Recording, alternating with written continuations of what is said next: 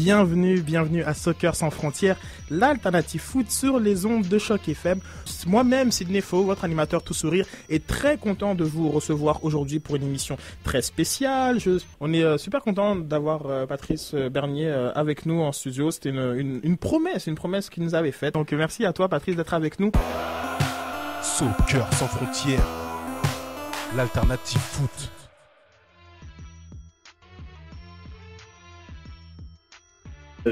Progression normale de l'équipe par rapport à ce qu'on a vu à la fin de la saison 2012. Et il est arrivé à la deuxième partie de saison, surtout la fin de la saison, parce on est tombé dans un vide, dans un doute. On n'a pas su redémontrer l'image et la structure de jeu. On est arrivé à des sommets très rapidement. On voulait démontrer à la Ligue qu'on n'était pas juste une équipe d'expansion, mais une équipe qui était ici pour dire qu'on va rivaliser avec ceux qu'on considère dans la MLS les grandes équipes. Mi-saison, c'est sûr que tu arrives, tu es premier. Puis quand tu es premier, ben, c'est difficile parce qu'à la fin, il faut que tu t'auto-stimules pour maintenir le cap. Quand tu es, si on peut dire, le underdog, là, excusez anglicisme, mais c'est... tu sais, as toujours quelque chose, t'es piqué à vif, tu veux toujours prouver, mais quand tu as atteint ton objectif, là, il faut que tu t'auto-stimules de dire, ben là, il faut maintenir. Mais à la fin, des fois, tu te laisses aller. Tout va, tu marques des buts, puis on a marqué à profusion et même facilement. On se rappelle de la victoire contre Toronto 6-0. Et, tu sais, tout va bien. Mais après ça, les petites choses défensives, tu les oublies parce que tu dis tout le temps, ben, puis on a gagné beaucoup de matchs. Ross Salt Lake, on revient de l'arrière, on gagne 3-2. Philadelphie, je pense qu'on menait, on a perdu l'avance et on est revenu, on a gagné 5-3. Mon lien avec lui était très bien. J'ai senti qu'avec lui, il y avait un bon rapport. Puis c'était pas. Le monde, ce qu'ils ne connaissent pas d'Alessandro Nesta, c'est que c'est vrai, c'est une légende du soccer, défenseur qui a fait sa marque, son statut bien avant d'arriver à Montréal. Et tu aurais cru que pour un gars qui a joué à AC Milan, Serie A, qui a gagné la Champions League et la Coupe du Monde, facilement pour arriver ici et dire bon ben moi écoute là, je suis en vacances là parce que je vais finir ma carrière puis vous allez m'écouter puis je suis l'hôtel, mais non, c'est un gars qui dans le vestiaire rentre, j'ai fait des blagues sarcastes des fois un peu très à vif sur certains, mais quand tu réalises sa personnalité, tu réalises que c'est vraiment un bouffon un peu. C'est quelqu'un qui aime ça, qui tu vois qui même avec tout son statut adore le foot, adore la vie dans le vestiaire. Et c'est sûr, ça le chagrinait à la fin de voir l'équipe comment elle était. Il y a des mots qu'il m'a dit, surtout par rapport à comment je joue, puis l'importance que j'ai pour l'équipe. Tu le remarques, tu le sais à un certain degré, mais quand tu le reçois de quelqu'un comme lui, ça veut dire, OK, il remarque vraiment quelqu'un qui a vu le haut niveau, qui connaît le haut niveau, remarque aussi, c'est sûr, j'ai eu les beaux mots de Thierry Henry aussi. Mais tu te dis, bon, Thierry Henry, il y en a d'autres qui disent, bon, est-ce qu'il y a un lien? Il n'y avait pas de lien à ce moment-là. Mais là, tu n'as pas coéquipier qui est un autre joueur, Nesta, qui est un joueur défenseur, qui est un défenseur qui appuie, on va dire ça. C'est bien. Puis de ce respect qu'on a pour un pour l'autre, ça a été bien. À la fin, c'est entraîneur. Donc, qu'on le veut ou ne le veut pas, un nouvel entraîneur, c'est un nouveau stimulus. Ça veut dire pour les joueurs, il faut se reprouver un peu. Il faut maintenir sa place de partant. Il faut peut-être prouver au coach qu'on peut donner plus. On peut avoir une place de partant. On peut être un cadre pour le futur de l'équipe parce que le coach est normalement là pour 3 ans. Et puis, si on regarde les 2 dernières années, la progression, on a fait les séries, on n'a peut-être pas fait de la falloir qu'on veut, mais tu dis, bon, OK, on va apprendre de la saison 2013 et comment peut-on être plus stable pour arriver dans les séries éliminatoires en confiance et d'atteindre des plus hauts cieux, un nouveau niveau. Et puis, moi, 2014, comme je dis, j'espère avoir une bonne saison, une très bonne saison, dans le même allant que l'année passée, mais plus stable sur toute la saison. Et puis aller chercher les mêmes objectifs, la Coupe canadienne, faire les séries, puis cette fois-ci atteindre les séries, puis d'aller dedans, puis dire que là, on est un vrai joueur et non pas juste un participant. Moi, je sais sur papier, personnellement, c'est pas de l'arrogance, on est meilleur que Houston, ça c'est sûr. Il n'y a pas de question. Là, c'est sûr, il y a des momentum, et puis disons, maintenir pour qu'à la fin de la saison, on arrive frais, parce que je sais que j'ai parlé à un joueur de Houston qui m'a dit qu'eux autres, leur entraîneur vraiment travaille sur arriver à la fin de la saison frais, faire les séries.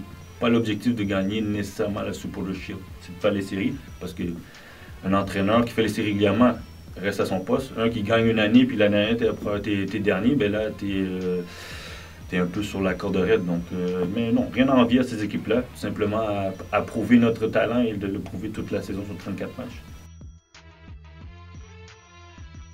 Dernière question à MLS, question rapide et réponse rapide. Quel club, à part l'Impact de Montréal, tu vois dominer la Ligue pour les prochaines années? Le nouveau Sporting KC. Mais écoute, Sporting Kansas City, ils s'en vont nulle part. C'est à moi que j'entends que Graham Soucy part jusqu'au mois de 31 janvier. La majorité de leurs joueurs reviennent. Ils vont sûrement essayer de renforcer sur les points qu'ils pensent. Du côté de l'Est, je pense, moi quand je regarde ça, tu as Toronto qui maintenant, on va dire sur papier, une équipe qui se bat pour les séries. Red Bull, il y a la rumeur Xavi. S'il vient, fantastique pour la Ligue, il va avoir un milieu de terrain que, écoute, je pense que Thierry Henry va être ravi. Donc du côté de l'Est, moi je crois que c'est à peu près les mêmes équipes qui vont rester. C'est à part pour DC Toronto qui là sur papier vraiment disent que non, on vient vous frapper à la porte. On va voir pendant la saison. Je vois que Sporting Kansas City va toujours être là, Houston va toujours trouver une façon. Il y a Columbus que ça bouge un peu. J'ai été chercher mon ancien coéquipier et ami Michael Parker en défense. Je pense que c'est une bonne chose pour eux autres défensivement. Je pense que Higuaín va être très content parce que c'est quelqu'un qui met les ballons à les pieds de la défense. Donc je vois les mêmes équipes, moi. Puis après ça, dans l'Ouest, Seattle, t'as Clint Dempsey qui va finalement avoir il y a eu son temps d'adaptation qui va arriver. Les autres, ils ont toujours une équipe sérieuse. Salt Lake, je pense que personne ne s'attendait à ce qu'ils se rendent en finale après avoir perdu les 3-4 morceaux qu'ils ont été. Puis on démontre qu'un système, avant tout, en gardant les éléments clés, peut te permettre de maintenir le cap puis d'être encore très compétitif. Et je présume que ces équipes-là vont se renforcer un peu. Puis t'as LA, c'est Los Angeles, c'est l'équipe de la Ligue, donc ils vont sûrement trouver de façon de ramener un autre DP ou quelque chose de même. Tout à fait. Puis il y a des équipes, bon c'est sûr, dans cette ligue, on dirait qu'il y a des passes droits. Certains peuvent faire des affaires que tu dis, comment ça fait que leur masse salariale est pareille pour tout le monde, mais eux autres, ils se permettent d'avoir d'autres. D'après moi, ça va être à peu près les mêmes équipes. Donc Patrice, cette année, donc 2014, l'année de la Coupe du Monde, la belle Coupe du Monde au Brésil, la terre du football. Donc pour toi, la Coupe du Monde, ça évoque quoi comme souvenir? Tu pourrais me raconter un souvenir peut-être d'enfance lié à la Coupe du Monde? C'est pas possible. C'est parce que, vous devez comprendre, moi, mon père, d'origine haïtienne, j'ai grandi avec le Brésil. T'as pas le choix. Puis moi, j'ai pas grandi avec le Brésil des années 80 quand j'étais jeune. J'ai grandi à apprendre le Brésil de Pelé et de toute l'historique qui vient avant. Écoute, j'ai des cassettes à la maison, des cassettes en noir et blanc. Pelé, Jairzinho, les équipes de 70. Je peux vous dire combien de fois je l'ai regardé. Fait que déjà là, la Coupe du Monde, ça commence à ce stade-là. Même, imagine, c'est avant d'être né, mais j'ai appris ça à tout jeune, tout temps. Puis après ça, je dirais c'est 82, 86. 86, c'est quoi le Brésil? Socrates, Junior, Muller, Careca, Zico. C'était à Radio-Canada en plus, il y avait quelques matchs, mais...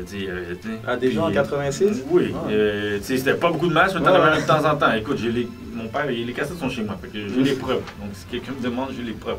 Et je me rappelle bien de la Coupe du Monde 90 et Italie 90. Parce que là, pour moi, la plus grande équipe italienne de tous les temps, c'est cette équipe-là. Ils ont fini 3e, mais... Avec un jeune Baggio, je crois. Baggio, Giannini, côté gauche. Toto Schilacci, meilleur marqueur, ballon, soulier d'or. Écoute, Walter Zenga dans les buts. Baresi. Je regardais les matchs, là. Puis t'avais Maradona, Argentine. L'équipe n'était pas trop top, mais Maradona, c'est Maradona qui finit par trouver une façon de se rendre à la finale. Les Allemands, Beckenbauer, le coach, Bremeng avec ses côtés gauche, Lothar Matthäus. Et là, 94, puis écoute, il y a même une anecdote, j'ai décidé de ne pas aller à un match.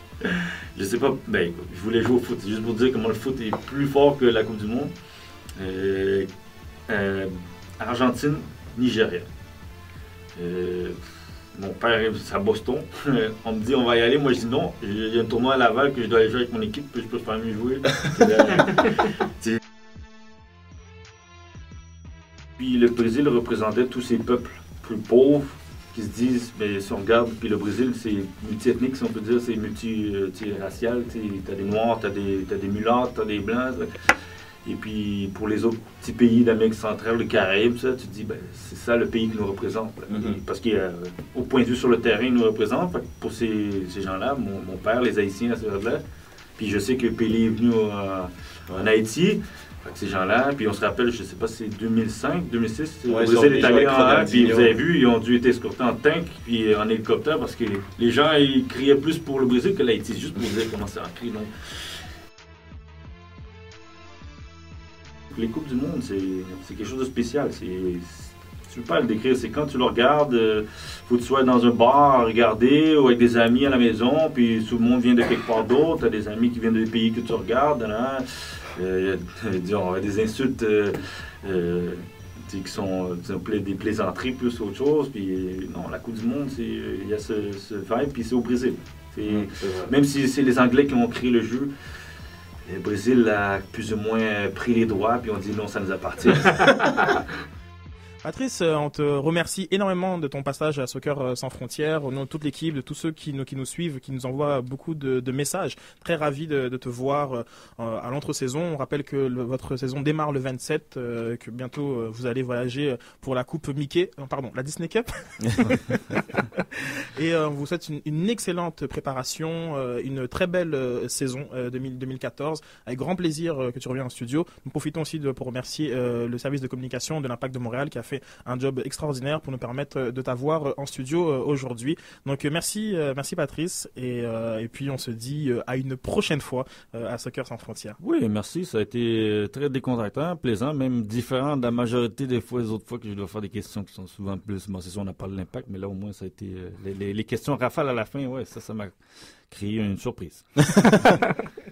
Merci beaucoup, Patrice. Super. On va se mettre une petite pause musicale, le temps d'accompagner Patrice. Restez avec nous, on reviendra pour boucler cette émission.